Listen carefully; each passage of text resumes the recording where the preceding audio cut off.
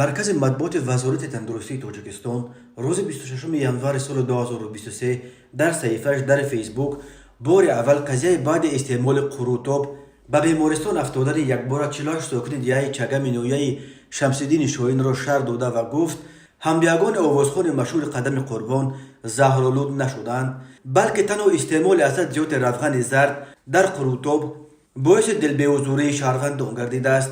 در اطلاع وزارت گفته می شود که ساعت 8 صبح 24 ینور سال 2023 در دهه چگم نو جماعت دیوت چگم نویه شمس‌الدین شاهین ولایت ختلان ساعت 8 صبح پس از استعمال خوراک قروتاب 48 نفر ساکنان دهه مذکور در خود دلبه‌حضوری است نمودند.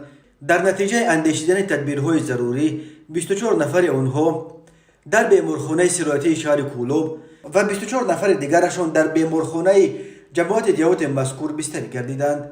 وزارت می افزاید هنگام وارد شدن بیماران به بیمارخانه ها حالت بیماران نسبتا قناعت بخش ارزیابی گردیده، در میان آنها خوشبختانه بیماران وزنی نبود. نوابسته به این طبق سپارش وزیر تندرستی و حفظ اجتماعی اهالی مملکت، سرمتخصصان ساوی وزارت از شهر دوشنبه به ناحیه مذکور سفربر کرده شدند.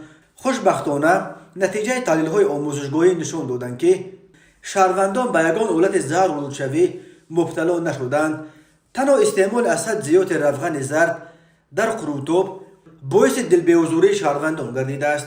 وزارت همچنین ذکر کرده است که بیماران یک شبانه روز در بیمارخانه ها تحت نظارت طبیبان قرار گرفته سانحه 25 ینور در حالت قناعت بخش به خانه‌هایشان رخصت داده شدند و حالا تحت نظارت طبیبان اولیوی قرار دارند.